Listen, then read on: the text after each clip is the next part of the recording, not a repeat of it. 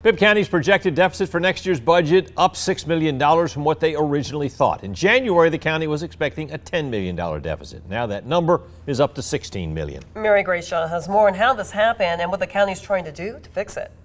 Back in January, I sat in a meeting with Bibb commissioners where they were presented all of the information that's in this packet. One of the pages shows an estimated budget for next year that includes a projected $10 million deficit.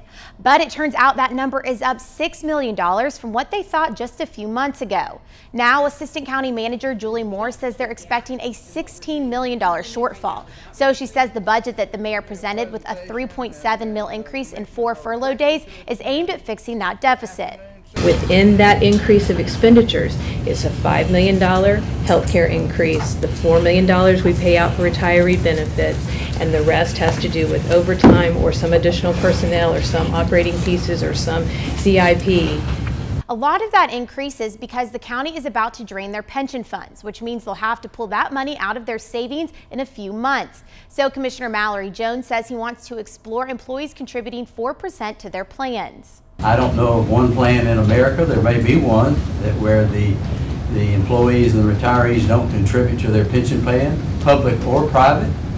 That's just unheard of. Moore says that contribution would generate about $2 million. The commissioners voted to have the county attorney draft an ordinance that would allow them to vote on making this change, but they say they want to wait to take action on that ordinance. Back to you.